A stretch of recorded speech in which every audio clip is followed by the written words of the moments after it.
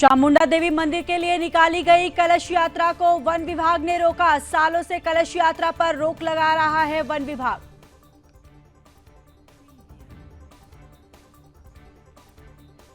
देहरादून में समान नागरिक संहिता पर बोले मुफ्ती सामुन कासमी। कहा, यूसीसी किसी धर्म के खिलाफ नहीं, समान नागरिक संहिता लागू होना बहुत जरूरी। देहरादून में मूल निवास संघर्ष समिति की मांग, कृषि योग्य भूमि खरीदने पर बाहरी लोगों पर लगे प्रतिबंध, बाहरी लोगों के लिए जमीन खरीदने का बने नियम।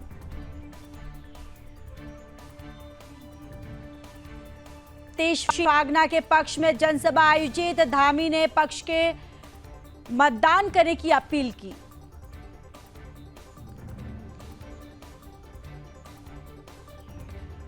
हल्द्वानी में हरियाणा बस की टक्कर से घायल हथनी की मौत। बुधवार सुबह रामपुर रोड पर बस ने हथनी को मारी टक्कर।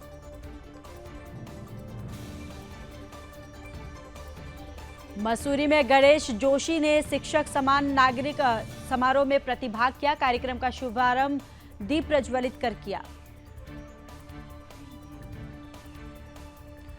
रामनगर कोतवाली पुलिस की बड़ी कामयाबी, 5 दिन पहले हुई मंदिर में चोरी का पुलिस ने किया खुलासा, आरोपियों को किया गिरफ्तार। नरेंद्रनगर में 48वें श्री कुंजापुरी पर्यटन की तैयारियां हुई पूरी, मेले को लेकर लोगों में उत्साह। हल्द्वानी में अजय टम्टा ने स्वयंसेवी संस्था को किया सम्मानित। अजय टम्टा का फूल मालाओं के साथ किया गया स्वागत। और टिहरी पुलिस की बड़ी कामयाबी, फरार चल रहे 2 अभियुक्तों को किया गिरफ्तार। धोखाधड़ी के मामले में फरार चल रहे थे आरोपी।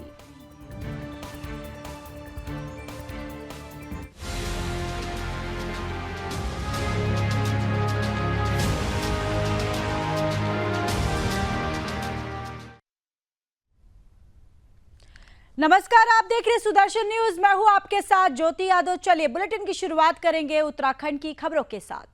विकासनगर के खाराखेत क्षेत्र में स्वच्छता अभियान चलाया गया, जिसमें जिलाधिकारी देहरादून सविन बंसल और पद्मश्री कल्याण सिंह मोती सहित कई विभागों के अधिकारी और स्थानीय जनप्रतिनिधि मौजूद रहे, जिन्होंने इस अभियान में हिस्सा लेकर खाराखेत क्षेत्र में क्षेत्र के साफ और स्वच्छ बनाए रखने का संकल्प लिया। आपको ये भी बताते चले कि खाराखेत एक ऐतिहासिक स्थल है, जहां सन 1930 में देहरादून के क्रांतिकारी आंदोलनकारियों ने अंग्रेजों के नमक कानून को यहां की नून नदी के पानी से नमक बनाकर तोड़ा था, जिसके चलते इस कार्यक्रम का आयोजन किया गया था, जहां स्थानीय जनप्रतिनिधियों द्वारा जिलाधिकारी सविन बंसल से इस स्थल के सौंदर्यीकरण सहित इस स्थल के लिए अन्य मांगों को रखा गया, जिस पर जिलाधिकारी ने जनप्रतिनिधियों को आश्वस्त किया है कि जल्द ही उनकी मांगों को पूरा कर नून नदी के जल संवर्धन पर काम किया जाएगा।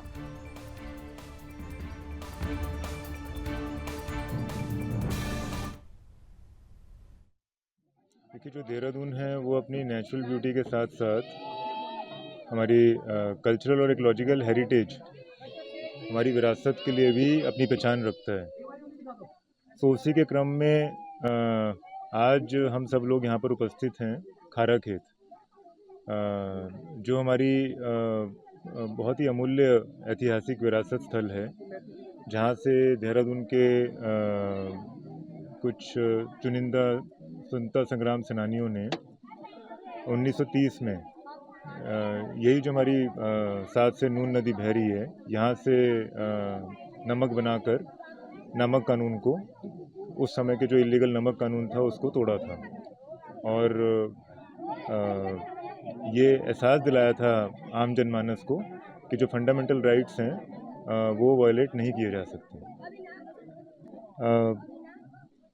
जल संरक्षण और स्वच्छता अभियान, आज 2 अक्टूबर को इन 2 विषयों का बहुत महत्व है। सो आज यहाँ पर उपस्थित युवा, बच्चे, हमारे स्थानीय जनप्रतिनिधि, सोशल एक्टिविस्ट, एनवायरमेंटल एक्सपर्ट्स और इंटेलेक्चुअल्स, उनके साथ संवाद कायम करके हम इन 2 विषयों को एम्फसाइज करना चाह रहे थे।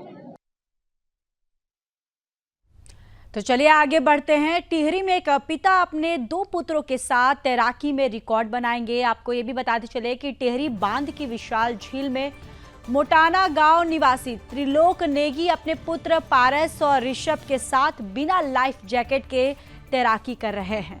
इससे पहले भी 25 सितंबर 2023 को वे 15 किलोमीटर बिना लाइफ जैकेट के तैराकी में रिकॉर्ड बना चुके हैं और इस बार उनका टारगेट 25 किलोमीटर रखा गया है। आपको बताते चले कि इस बार उनके साथ THDC में कार्यरत हरीश गिरी थे, इस इवेंट में शामिल हो रहे हैं। इसके अलावा तैराकों की सेफ्टी के लिए SDRF, IDBP के जवान भी उनके साथ चल रहे हैं। तो टिहरी से ये खबर है जहां पिता पर तैयार हैं तैराकी में रिकॉर्ड बनाने के लिए, जहां बिना लाइफ जैकेट के तैराकी करेंगे पिता और पुत्र। और पहले भी ये बिना लाइफ जैकेट के रिकॉर्ड बना चुके हैं, लेकिन इस बार जो इनका टारगेट है वो 25 किलोमीटर का टारगेट है। और इस प्रतियोगिता को देखते हुए इनकी सुरक्षा के लिए यहाँ पर SDRF और NDRF की जो टीम है उनको भी यहाँ पर मुस्तैद किया गया है।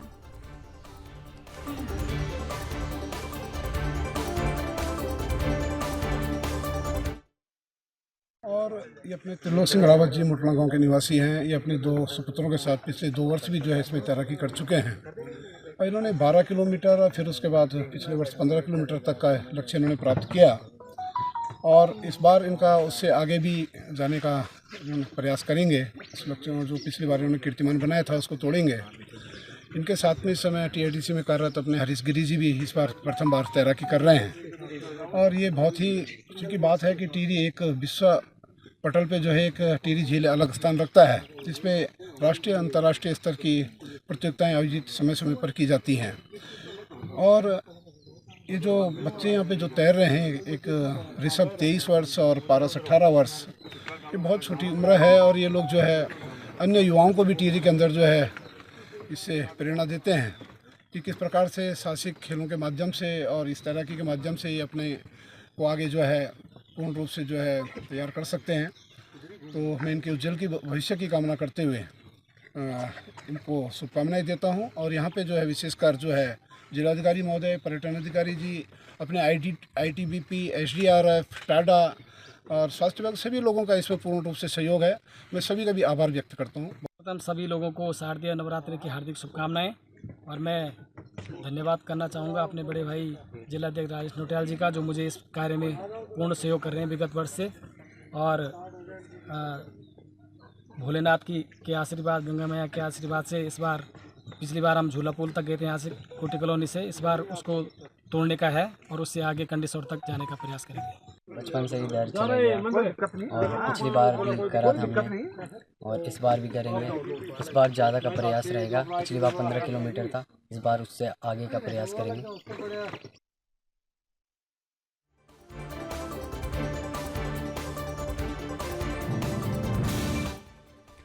पुलिस थाना पुरोला द्वारा SDRF टीम को सूचित किया गया कि डामटा के पास एक बाइक सवार व्यक्ति खाई में गिर गया है, जिसमें रेस्क्यू के लिए SDRF की टीम की आवश्यकता है। और मामले की सूचना पर SDRF टीम एडिशनल उप निरीक्षक त्रिभुवन सिंह के नेतृत्व में घटनास्थल के लिए रवाना हुई, जिसके बाद SDRF टीम द्वारा घटनास्थल पर पहुंचकर कार्रवाई करते हुए लगभग 100 मीटर नीचे गहरी खाई में उतरकर रोप द्वारा घायल व्यक्ति को खाई से बाहर निकाला गया, जिसके बाद एम्बुलेंस के माध्यम से घायल व्यक्ति को अस्पताल पहुंचाया गया।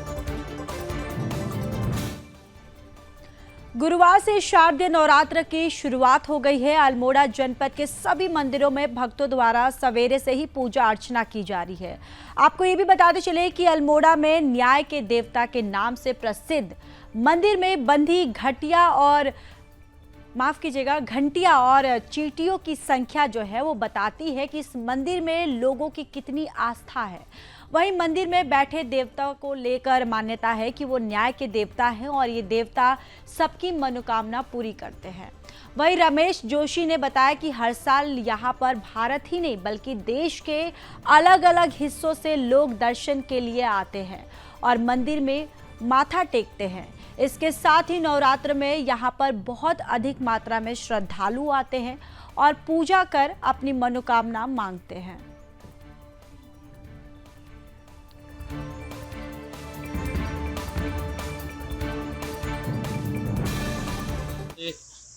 नवरात्र शुरू हो चुके हैं और चितई गोलू देवता की अपने आप में बहुत ज़्यादा मान्यता है। आपको पता है उत्तराखंड ही नहीं पूरे देश विदेश में गोलू देवता को माना जाता है। न्यायकारी देवता के रूप में गोलू देवता प्रसिद्ध है।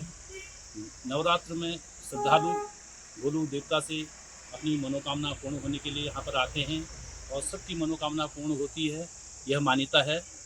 और लोग बढ़ चढ़ के नवरात्र में गोलू देवता मंदिर अल्मोड़ा हो, उत्तराखंड का हर एक क्षेत्र से गोलू देवता मंदिर में लोग अपनी आस्था लेके आते हैं सर। उनकी आस्था का भगवान पूर्ण ख्याल करते हुए उनकी मनोकामना पूर्ण करते हैं। ये मंदिर को न्याय के देवता के रूप में माना जाता है और नवरात्र में विशेष महत्व है। अपने परिवार के आयु वृद्धि के लिए, समृद्धि के लिए, सुख के लिए और मनोकामना सिद्धि के लिए लोग यहाँ पर संकल्प के साथ पहले नवरात्र को पूजा अर्चना करते हैं। यहाँ पर इस मंदिर का बहुत पवित्र महात्म्य है। दूर दराज से लोग आकर अपने परिवार की सुख समृद्धि के लिए यहाँ कामना करते हैं। पहले नवरात्र को दूर दराज के लोग यहाँ पर आते हैं और अष्टमी नवमी को बहुत अधिक यहाँ पर भीड़ रहती है। सुबह से ही मंदिर में लाइन लग जाती है और काफ़ी इंतजार के बाद मंदिर में प्रवेश मिलता है।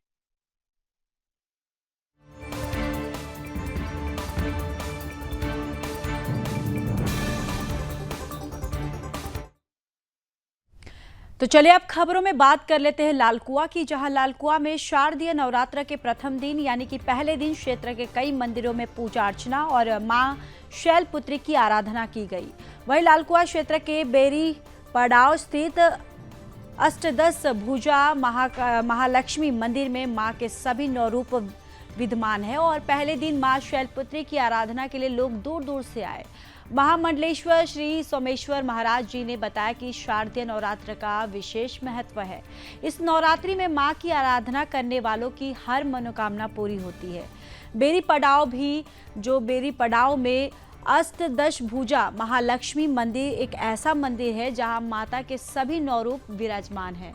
हर नवरात्रि में यहाँ दूर दूर से श्रद्धालु आकर मां दुर्गा की आराधना करते हैं और उनका आशीर्वाद लेते हैं। नवरात्रि के पहले दिन महिलाओं ने मंदिर में पूजा अर्चना कर मां भगवती के गीत गाए, जिससे पूरा वातावरण जो है वो भक्तिमय हो गया। वही मान्यता है कि अष्टदश भुजा मां महालक्ष्मी मंदिर में पूजा पाठ करने से भक्तों के घर पर सुख समृद्धि के साथ शांति का वास होता है। साल भर मंदिर में भक्तों का आना जाना लगा रहता है। कई विदेशी श्रद्धालु भी यहाँ पर मां के चरणों में मत्था टेकने के लिए पहुंचते हैं।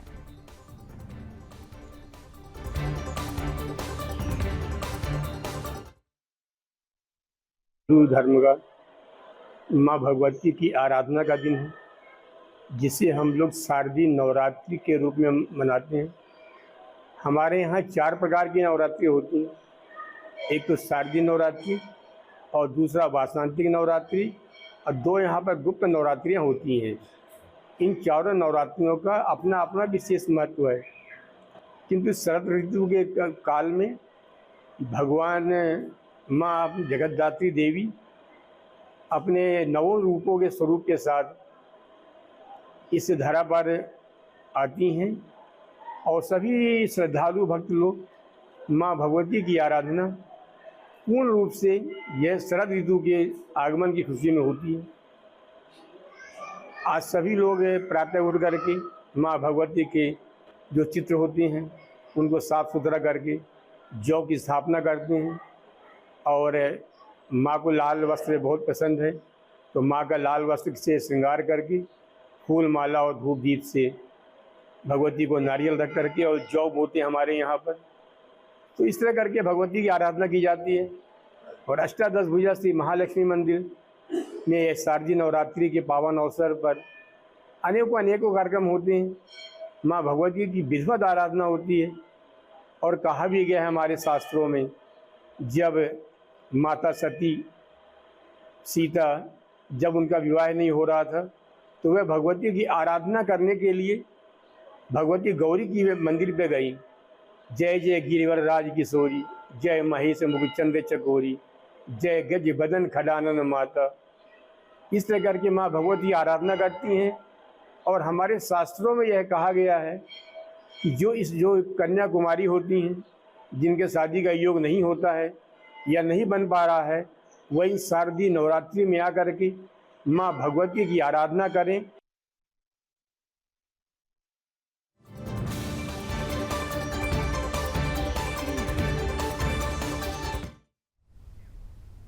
तो चलिए आगे बढ़ते हैं। पहाड़ों की रानी मसूरी में मसूरी अग्रवाल महासभा द्वारा महाराजा अग्रसेन की जयंती धूमधाम के साथ मनाई गई।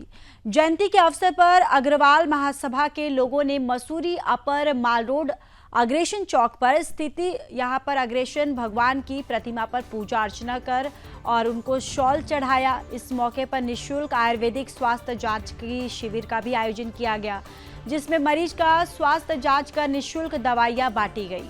मसूरी अग्रसेन चौक पर आयोजित कार्यक्रम में मुख्य अतिथि अग्रवाल महासभा के पूर्व संरक्षक मोहन लाल का शॉल और मोतियों की माला पहनाकर स्वागत किया गया। इस मौके पर 10वीं और 12वीं की कक्षा में 80% से अधिक अंक लाने वाले अग्र समाज के छात्र छात्राओं को सम्मानित किया गया। वहीं अग्रवाल महासभा के महामंत्री संदीप अग्रवाल ने अग्रसेन जयंती की बधाई देते हुए कहा कि महाराज ने सभी वर्गों के विकास के लिए काम किया है। उनका उद्देश्य था कि समाज के सबसे अंतिम छोर पर खड़े व्यक्ति का विकास हो। उन्होंने कहा कि महाराज अग्रसेन समाज के प्रत्येक वर्ग के लोगों को बराबरी की जो है वो प्रेरणा रहे हैं।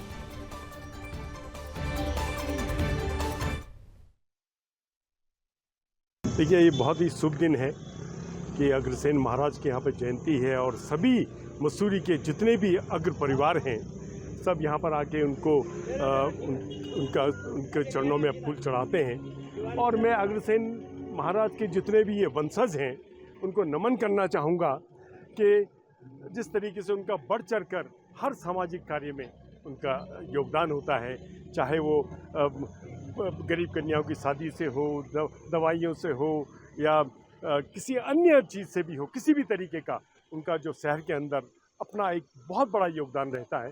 तो मैं अग्र समाज को आज के दिन बहुत बहुत शुभकामनाएं देता हूं जयंती के अवसर पर कि सब सुखी रहें, स्वस्थ रहें और अग्र समाज का हमेशा हमारे महाराज अग्रसेन का मसूरी के ऊपर सभी के ऊपर उनका आशीर्वाद बना। बहुत ही शुभ दिन पर शुभ जयंती भी है, तो मैं अग्रवाल महासभा को बहुत बहुत बधाई देता हूं कि सब विंग को, महिला विंग हो, यूथ वाले हो, प्रत्येक वर्ष की भांति वर्ष की जो है जयंती को बड़े धूमधाम के साथ यहाँ पर मना रहे हैं। और साथ में जो मेडिकल कैंप एक दशक से जो है यहाँ पर मेडिकल कैंप भी लगा रहे हैं, जो गरीब लोगों को बहुत बड़ा फायदा जिसकी और जगह नहीं मिल पाता यहाँ मिल रहा है। तो मैं उसके लिए भी बधाई देना चाहता हूँ। और बहुत सारे कार्य अग्रवाल महासभा के बहुत बड़े कार्य हैं। 2013 की आपदा हो उससे लेकर के आज तक जो है जगह जगह इनके मेडिकल कैंप हो, सहायता कैंप हो, गरीब बच्चों को पढ़ाना हो, ये लोग जो है इस तरह का कार्य करते हैं। मैं बहुत विशेष करके बहुत धन्यवाद देना चाहता हूँ। शारदीय नवरात्रि के प्रथम नवरात्रि पे महाराजा अग्रसेन जयंती का आयोजन हर वर्षों की भांति इस वर्ष भी बड़ी धूमधाम और उत्साह के साथ मनाया जा रहा है। इस वर्ष हमारा 14वां आयुर्वेदिक निःशुल्क चिकित्सा शिविर लगा हुआ है, जिसका लाभ समस्त मसूरीवासी ले रहे हैं। और अग्रसेन जयंती कार्यक्रम के आयोजन के लिए आज यहाँ मसूरी से सारा मसूरी यहाँ पर एकत्रित हुआ है और अग्रसेन जयंती की तैयारी हमारी शुरू हो गई है और ये चलेगी। और अग्रसेन जयंती का कार्यक्रम बेहतरीन और बड़े उत्साहपूर्ण ढंग से मनाया जाएगा। आज पिछले 14 वर्षों से हम यहाँ पे आने वाले प्रत्येक जो यहाँ पे मरीज है, हम उसको निःशुल्क दवाइयाँ 2-2 महीने की हम दवाइयाँ प्रदान करते हैं। सबसे पहले तो मैं मसूरी व्यापार मंडल के अध्यक्ष रजत को बहुत शुभकामनाएं देता हूँ, बधाई देता हूँ। चिकित्सकों के सम्मान में आज ये कार्यक्रम आयोजित किया, तो मैं बड़े कार्यक्रमों में जाता हूँ। लेकिन आज जो चेहरे यहाँ पर हैं, जो लोग यहाँ पर हैं, ये वो लोग हैं सुनार की तरह हमारे बच्चों को तराश तराश कर उनका भविष्य बनाते हैं। उनका सम्मान समारोह रजत जी ने यहाँ पर आयोजित किया है। इस सोच के लिए मैं इनको बधाई देता हूँ। और मैंने कहा ना कि शिक्षक समाज को दिशा देता है, बच्चे को भविष्य को बनाता है। इस अवसर पर मैंने उनसे अनुरोध किया कि शिक्षा के साथ साथ नैतिक शिक्षा और चारित्रिक शिक्षा का होना बहुत जरूरी है, जिसका आज ह्रास होता जा रहा है। आत्मा की दौड़ में हम अपने मानबिंदुओं को, अपने आदर्शों को भूल गए। अपनी प्राचीन गुरु शिष्य परंपरा समाप्त होती जा रही है। हमें इस परंपरा को, अगर भारत को विश्व गुरु पहुँचाना है, उसको भी जीवित करना होगा। और एक बार मैं रजत जी को और पूरी टीम को बधाई देता हूँ। शुभकामनाएं।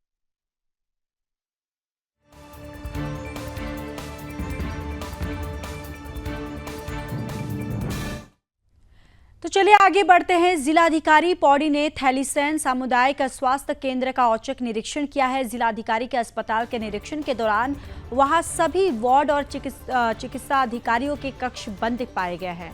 साथ ही अस्पताल कार्मिकों द्वारा अस्पताल में सभी लेखन सामग्री, रजिस्टर आदि कीमती सामान बाहर ही छोड़ा गया।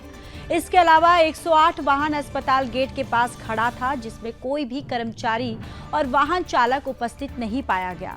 मौके को लेकर जिलाधिकारी ने कहा कि रात्रिकाल में किसी गंभीर रूप में बीमार व्यक्ति का इलाज करने किसी भी चिकित्सा कर्मी का उपस्थित ना होना बहुत ही बड़ी लापरवाही सामने आई है। जिलाधिकारी ने कहा कि चिकित्सा अधिकारी को सख्त निर्देश देते हुए कहा कि रात्रिकाल में जिन चिकित्सकों और कर्मियों की ड्यूटी में लापरवाही बरती गई, उनके खिलाफ सख्त कार्रवाई अमल में लाना सुनिश्चित करें।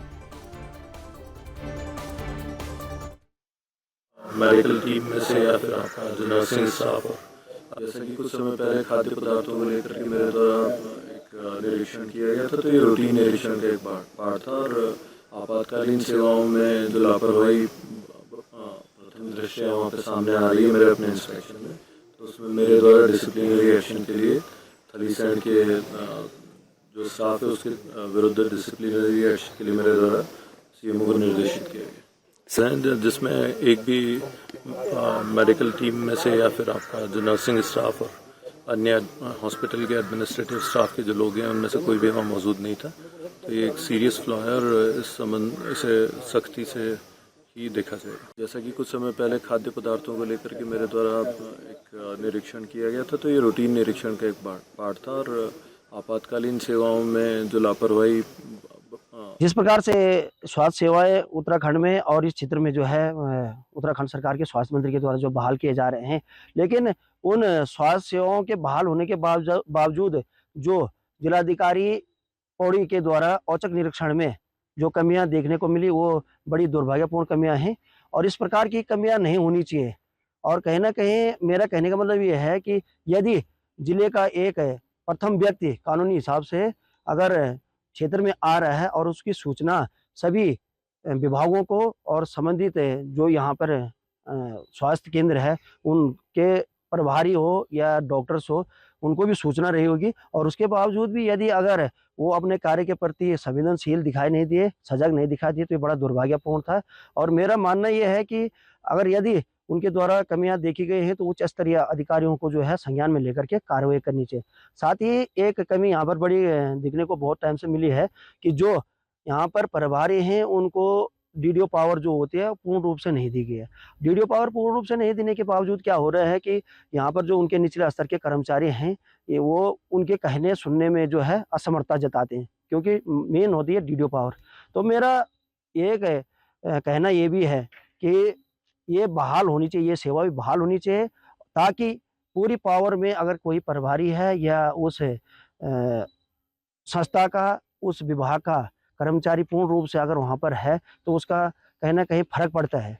तो ये बड़ी जो है विडम्बना थी। और एक इतने बड़े अधिकारी के आने के बावजूद यदि अगर कोई इस बात को अगर प्रमुखता से या सजगता से नहीं ले रहा तो ये भी बड़ी कमियां मानी जाएगी।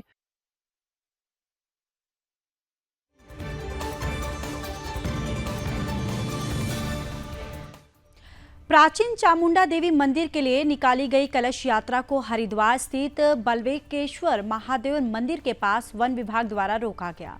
आपको ये भी बताते चले कि धर्मनगरी हरिद्वार में सोनार कोठी मेरू पर्वत में मां चामुंडा देवी का प्राचीन मंदिर है। यह क्षेत्र राजाजी टाइगर रिजर्व में आता है, जहां लिहाजा वन विभाग ने पिछले कई सालों से मंदिर तक कलश यात्रा पर रोक लगाई है। गुरुवार को प्राचीन मां चामुंडा देवी उत्थान समिति और देवभूमि भैरव सेना संगठन के पदाधिकारियों के नेतृत्व में हर की पैड़ी से कलश यात्रा शुरू हुई।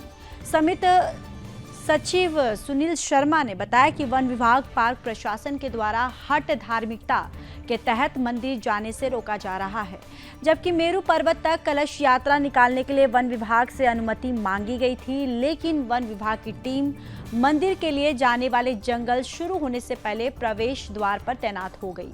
ये कलश यात्रा हर की पैड़ी से अपर रोड, पोस्ट ऑफिस, हनुमान मंदिर होकर मां चामुंडा देवी के प्रवेश द्वार पर पहुंचती तो वन विभाग ने उसे रोक दिया है और संगठन से जुड़े लोगों ने नारेबाजी करते हुए मंदिर तक जाने के लिए काफ़ी देर तक समिति के लोग यात्रा मंदिर तक से ले जाने की अनुमति मांगते रहे, लेकिन वन विभाग ने उनको नहीं जाने दिया। आखिर में श्रद्धालुओं से वन विभाग के द्वारा कलश को लेकर प्रवेश द्वार के पास स्थापित करवाया गया।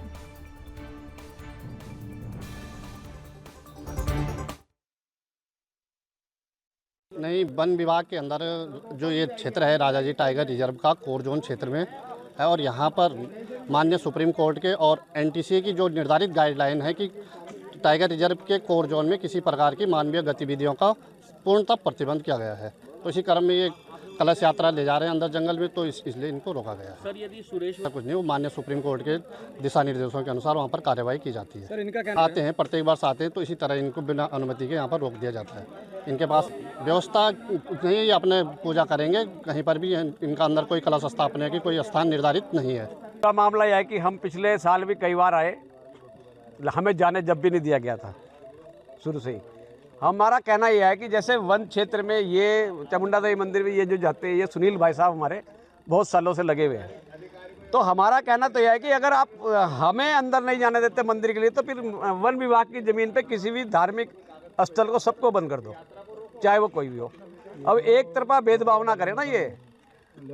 ये जो हमारा आज का कार्यक्रम था जी, ये हमारे लव चौहान जी हैं, युवा मोर्चा के जिलाध्यक्ष, इनके नेतृत्व में है, और हमारे सुनील शर्मा जी हैं, ये इतने वर्षों से संघर्ष कर रहे हैं और धर्म का मामला है, हम अपने जो धर्म के लिए लड़ते हैं हम उसके साथ खड़े, या कुछ भी हो जाए। अगर चलो प्रशासन हमें नहीं, क्योंकि आप अब ये जो है पुलिस हमें रोक रही है, तो इसको सरकार ने कहा है, अब पुलिस की ड्यूटी है, वो अपनी ड्यूटी कर रही है, हम अपना काम कर रहे हैं। कलश यात्रा का जो यही मामला है जी कि ऊपर माँ चामुंडा देवी का है, जो 700 साल पुराना मंदिर है, जिसका हमने जीर्णोद्धार करा था, लेकिन उन्होंने अतिक्रमण कह करके उसको तोड़ दिया था। और ये मंदिर की वहाँ पे पूजा पाठ कराना, भंडारा कराना भी जंगलात का ही काम था, जो कम से कम 15 साल चला। और 15 साल चलने के बाद में जो है, जब से ये उत्तराखंड बना है, उत्तराखंड बनने के बाद में वन रक्षकों ने जो है वहाँ चामुंडा देवी पे जाना हमारा बंद कर दिया। और अब जो है आज 15-17 साल से हमको यहीं रोक दिया जाता है, और यहाँ रोक करके तरह तरह की बात ये हमको कहते हैं, तरह तरह के ये हमको भ्रमित करते हैं, तरह तरह के हमको झूठे कागज दिखाते हैं। ये हाँ जी, झूठे कागज दिखाते। उत्तराखंड के बुलेटिन में फिलहाल के लिए बस इतना ही। बाकी देश और दुनिया की तमाम बड़ी खबरों के लिए देखते रहिए सुदर्शन न्यूज़।